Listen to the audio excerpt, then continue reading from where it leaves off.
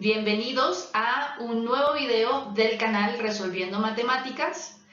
Hoy vamos a estrenar una nueva sección que se denomina Respondiendo tus preguntas y, como te imaginarás, como su mismo nombre lo indica, significa que vamos a responder las preguntas en forma de video de todas las preguntas que ustedes hacen en la sección comentarios. Así que los animo a que escriban si tienen alguna duda y yo intentaré hacer todo lo posible para convertirla en video y que pueda ser de esta forma más didáctica y pueda llegar a más gente. Vamos a empezar con la primera pregunta que dice así: no estoy seguro de cuándo debo utilizar la media o la mediana cuando quiero calcular la medida de tendencia central. Así que en este video vamos a resolver esta pregunta. ¿Cuándo es más aconsejable utilizar la media o la mediana como medida de tendencia central de un conjunto de datos? Así que empecemos. Lo primero que debemos hacer para responder a esta pregunta es recordar que la medida de tendencia central tiene como objetivo encontrar un valor dentro de todo el conjunto de valores que los represente.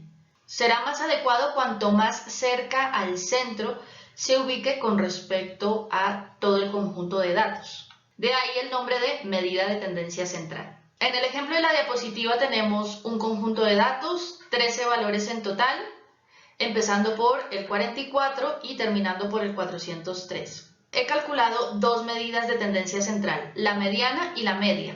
La mediana en este caso nos da 193, si recuerdas la definición rápidamente decimos que la mediana es aquel valor dentro del conjunto de datos que nos divide en dos, que nos divide exactamente en dos a dicho conjunto.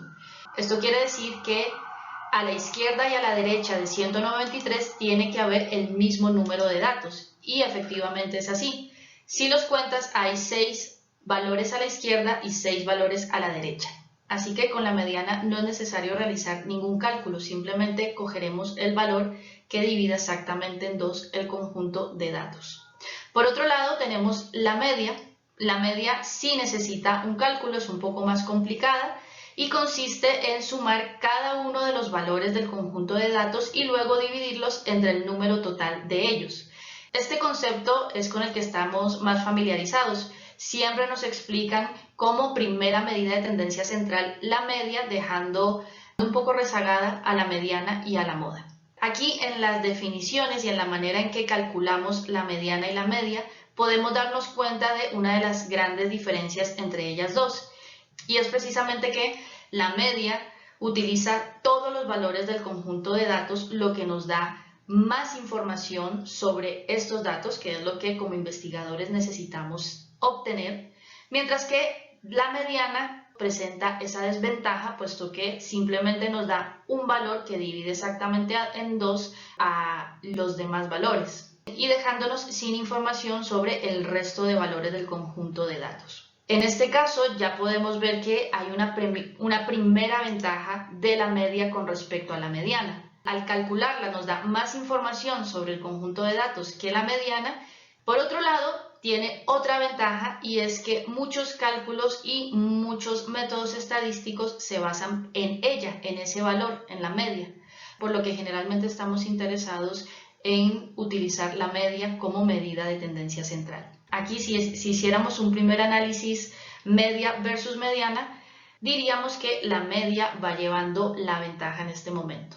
Sin embargo, vamos a ver que hay unos casos en donde la mediana tiene una ventaja muy importante con respecto a la media, lo que la hace que sea una medida de tendencia central más adecuada que la media. Vamos a verlo con un ejemplo y vamos a utilizar el software R para hacerlo más didáctico.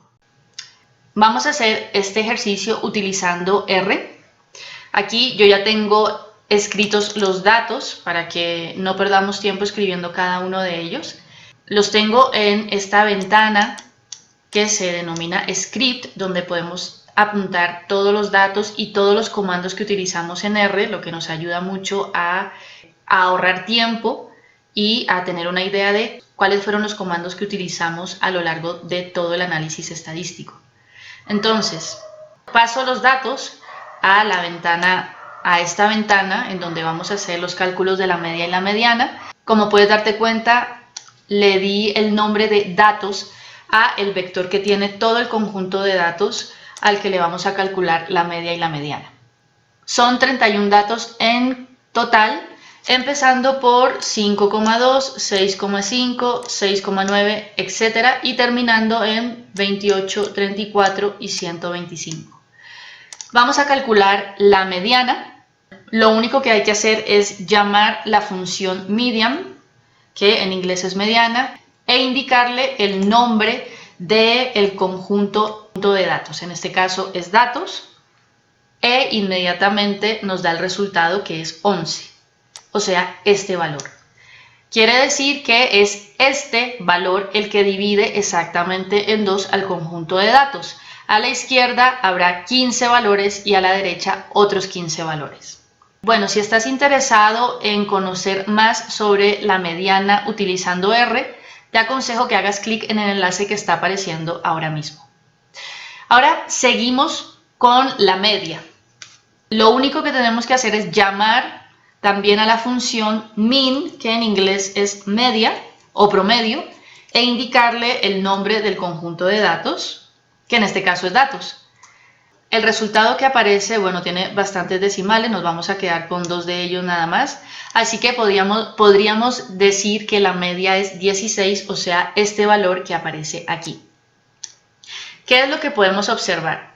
Que la mediana está posicionada en el centro, mientras que la media se ha desplazado bastante hacia la derecha. Recuerda que la medida de tendencia central tiene que estar lo más centrada posible, puesto que tiene que representar a todo el conjunto de datos. Si se desplaza hacia la derecha o hacia la izquierda, quiere decir que hay una inclinación hacia los datos que se encuentran en ese lado y por lo tanto no sería un buen representante de todo el conjunto de datos. Entonces, ¿qué es lo que ha pasado con la media? En el primer ejemplo que vimos hace unos minutos, veíamos que la mediana y la media estaban bastante cercanas. Así que con las ventajas que hemos visto que tenía la media, podríamos decantarnos por la media porque no había tanta diferencia con respecto a la mediana. Pero aquí vemos que sí se ha desplazado bastante hacia la derecha, por lo que en este caso de estos datos, la mediana sería la mejor medida de tendencia central. Vamos a ver qué es lo que ha pasado con la media, por qué se ha desplazado tanto, haciendo que no sea la mejor medida de tendencia central. Aquí en la diapositiva tenemos los mismos datos del ejercicio en R. Si te fijas con detenimiento en los datos, te vas a dar cuenta que están relativamente cercanos los unos de los otros con respecto a sus valores, exceptuando uno de ellos que es el último valor, que es 125, lo he subrayado para que destaque, y es que ese valor es muy grande con respecto a los demás. Entonces, cuando hay valores muy grandes o muy pequeños con respecto al resto del conjunto de datos, decimos que estos valores se denominan valores extremos o outliers en inglés, y son el talón de Aquiles de la media. ¿Por qué?